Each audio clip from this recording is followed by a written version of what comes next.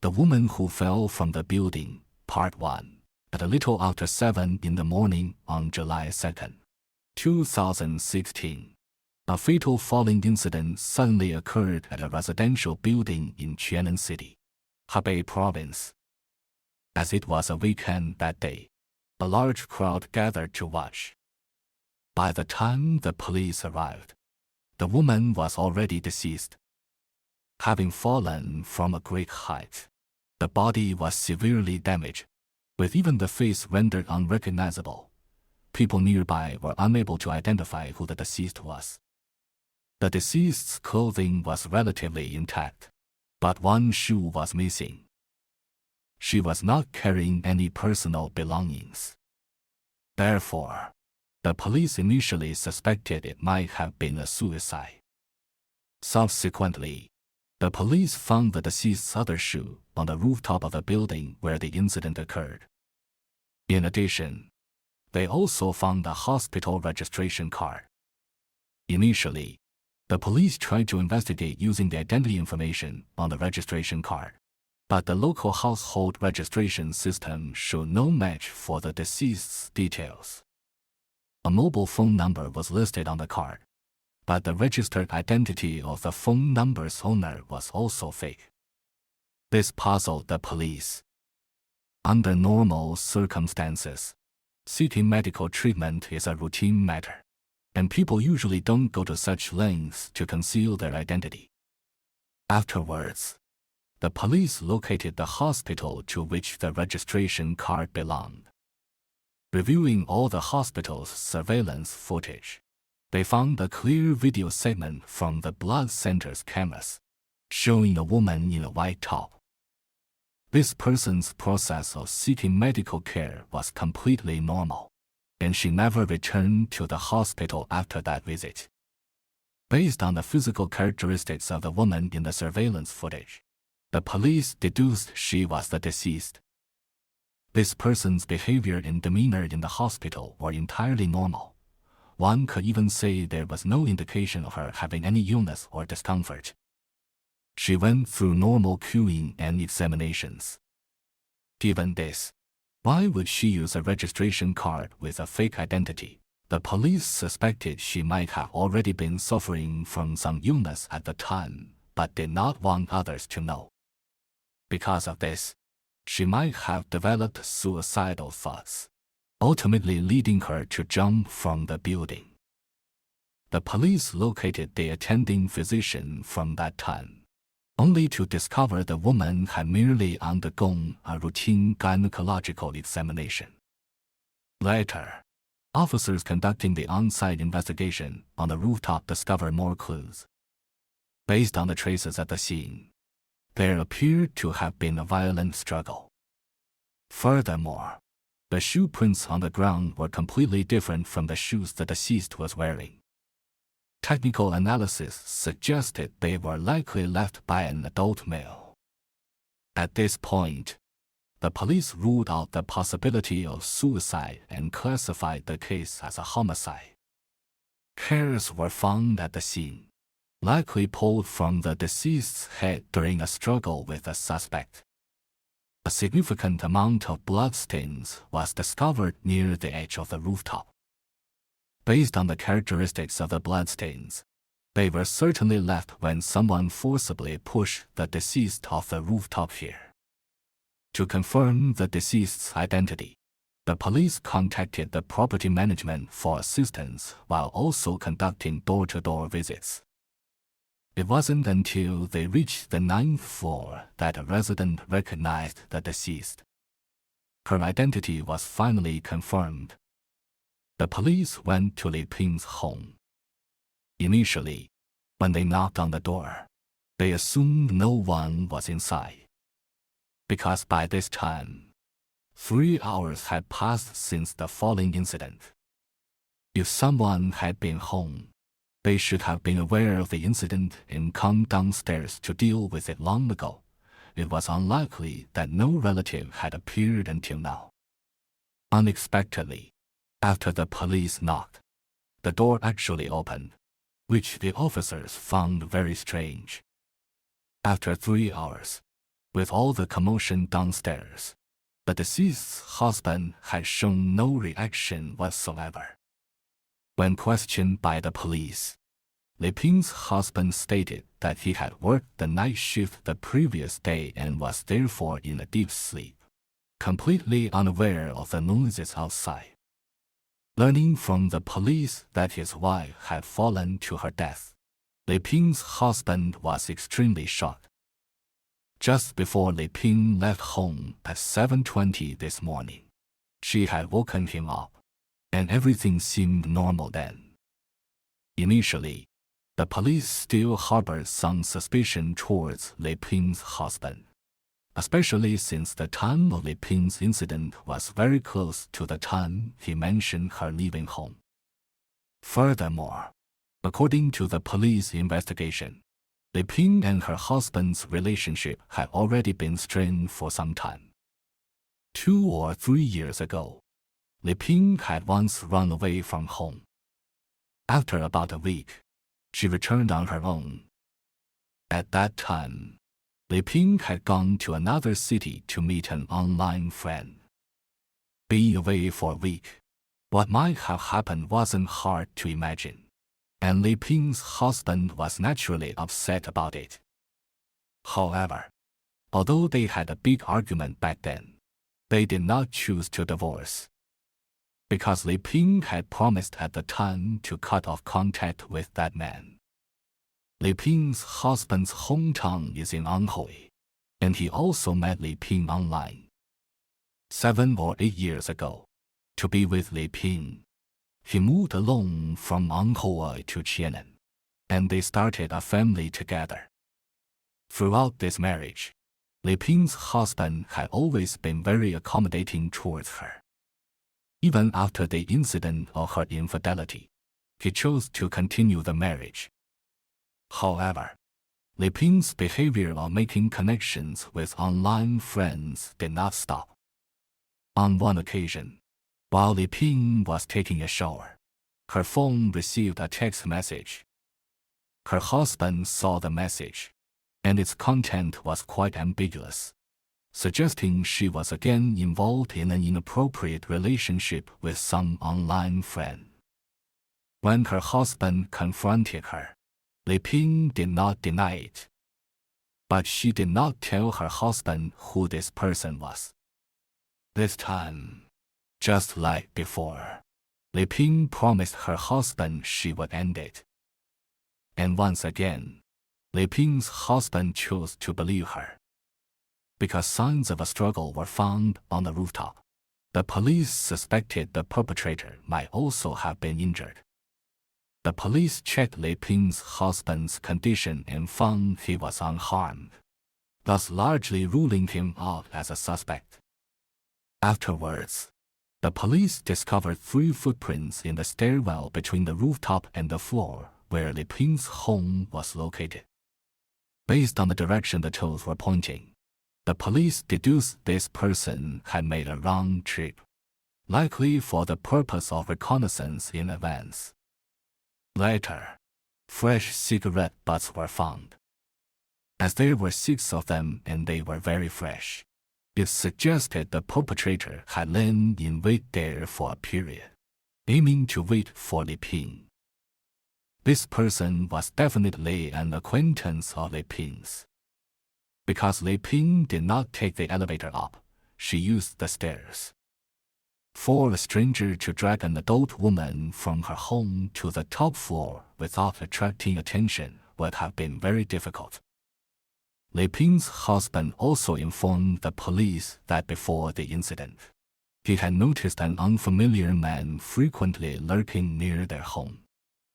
The suspect had appeared half a year prior, acting with meticulous planning. The woman who fell from the building, Part 2. Li Ping's husband did not know this man. As the residential complex was newly built with comprehensive surveillance, the police reviewed the footage and located the suspect's trail. At 7:53 in the morning, a man in a black top and jeans hurriedly ran out of the building. A mere 5 seconds later, A man wearing a mask and carrying a bag also ran out. Since the timing was only about 8 or 9 minutes apart and both men were rushing, the police suspected the perpetrator was among them. The key question was whether the two were accomplices. Tracing the surveillance further back, the police found they did not come down together. One took the elevator while the other used the stairs. Later, through inquiries, it was discovered that after leaving the complex around the same time, both men took the same taxi. The police located the taxi driver, who said one passenger went to the bus station and the other to a packaging factory in the city. The two did not converse during the ride. The police found the man who worked at the factory. Investigations suggested he was likely unrelated to the case. He told the police he had gone downstairs to buy something a little after 7 that morning and unexpectedly encountered the scene of the falling incident. He was terrified, hurried home to grab a few things, didn't dare stay, and thus took a taxi back to the factory. As for the other passenger in the same taxi, he did not know him at all. They simply happened to hail a cab during the same time frame. Subsequently, the police reviewed surveillance from the bus station but did not find the masked suspect. The police found it strange. After committing a crime, most suspects would immediately flee to a transport hub. Why did this person go to the station but not leave? Moreover, the incident occurred in July during hot weather. Yet this person wore long sleeves, long pants, and the mask clearly a deliberate disguise. The police suspected the killer was an acquaintance, but since Li Ping's husband didn't recognize him, they went to her workplace to ask. Li Ping's colleagues spoke quite well of her, describing her as lively, responsible at work, and having no conflicts with others.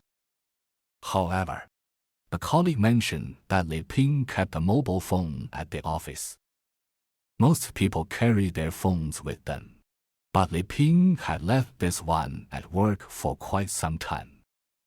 Li Ping's husband also knew about this phone.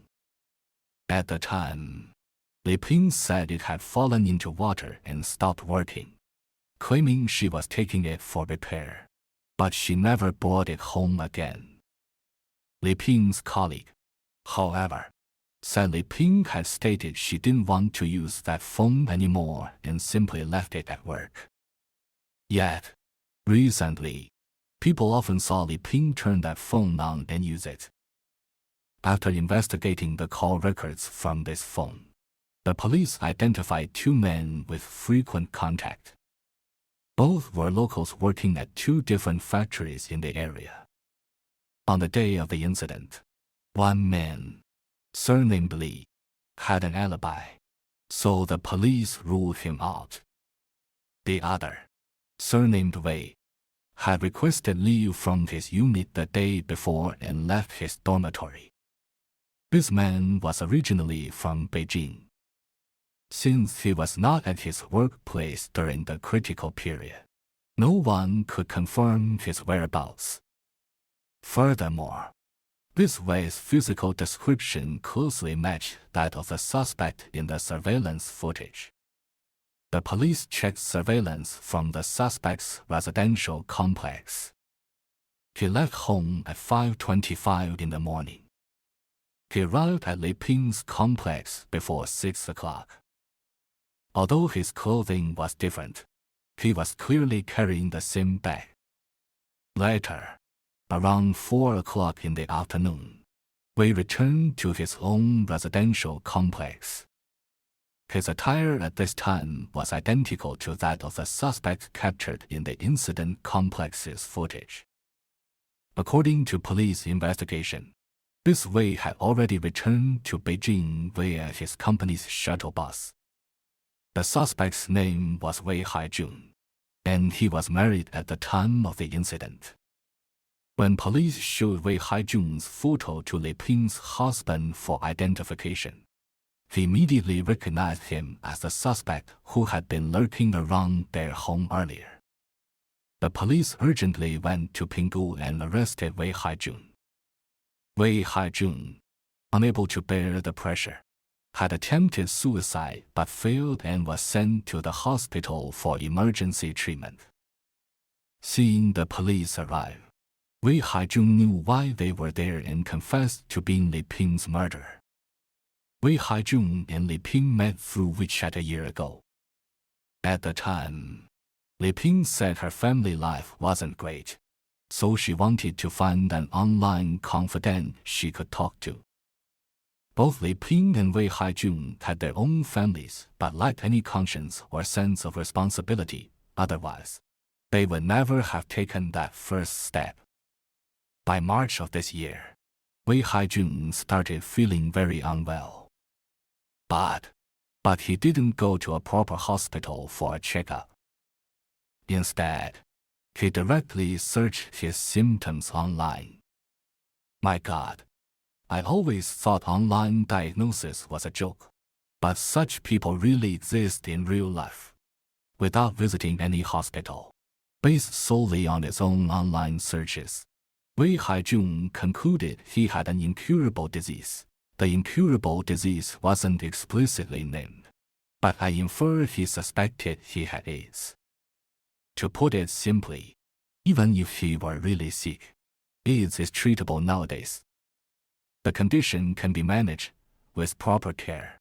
One can live for decades. As long as you seek hospital treatment, medication is provided for free. If this guy had used just a bit of his brain, this was by no means a dead end. But he refused. Also, because Wei Haijun had lost 10 pounds during that period. The more he thought about it, the more convinced he became that he was definitely sick. From start to finish, he never went for a single medical checkup. It's really unbelievable. How could anyone be this foolish? Wei Haijun was already burdened with this fear, and it grew worse. He even started to believe his wife and child had been infected by him. This filled him with increasing terror. Wei Haijun firmly believed that Li Ping must have transmitted the disease to him and even blamed her for his family getting sick. Then Wei Haijun called Li Ping to confront her, but Li Ping yelled at him instead. I feel this person is truly intellectually challenged. Thinking he's definitely sick and will die actually. Medical treatment for AIDS is very advanced now. I don't understand why some people's awareness is still so low. You know how to search symptoms online, but couldn't you also search for AIDS treatment information? That aside, the most crucial issue is he kept pestering Li Ping, and she suddenly turned her phone off. So after all that, it's because she didn't answer your calls.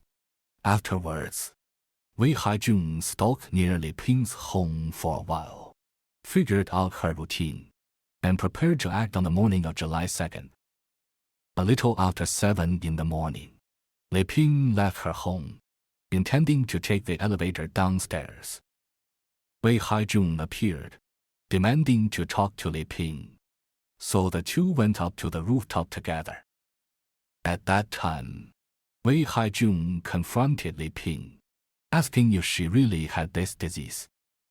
He noticed discomfort in March, and now it's July, such a long time, and he's still asking questions. He could have gone to the hospital countless times by then. When Li Ping heard this question, she again yelled at Wei Haijun.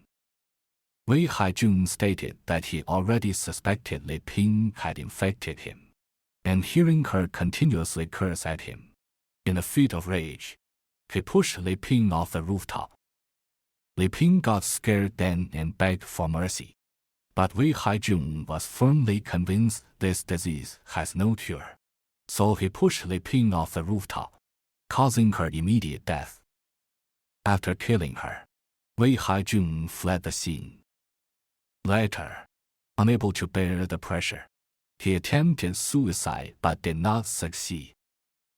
The police noted that Wei Haijun appeared to be a physically strong man on the surface but was actually cowardly and narrow-minded. After suspecting he was ill, he didn't even have the courage to go to a hospital, leading to this entirely preventable tragedy. After Wei Haijun was arrested, the police arranged for him to be examined, and it was found he did not have the disease at all. I think he wasn't sick physically. It's his psychological issues that need treatment. When Wei Haijun found out, he was filled with regret. He didn't regret killing someone. He regretted that he wasn't actually sick but had become a murderer. Originally fine, now reduced to this state, of course he regretted. The most absurd part is, even at this point, he still blamed Li Ping, saying it was all her fault for not talking it out properly with him back then. If she had talked properly with him and gone with him to the hospital for a checkup, things wouldn't have come to this. Oh my. Sir, when you were a child, did you always rely on your mother coaxing you to go to the doctor when you were sick? Have you not grown up even at this age? Your train of thought shows absolutely no self-reflection. Don't you think, as a grown man of your size and age, something that could have been resolved by simply going to the hospital yourself has led to this, and you're still blaming others? Of course, Li Ping committed adultery within her marriage, and you did too. Morally, neither of you are good people. But for things to escalate to this point is purely because you were too stupid. Too incredibly stupid. I've never seen anything so absurd. I suspect even the police felt utterly speechless after solving this case.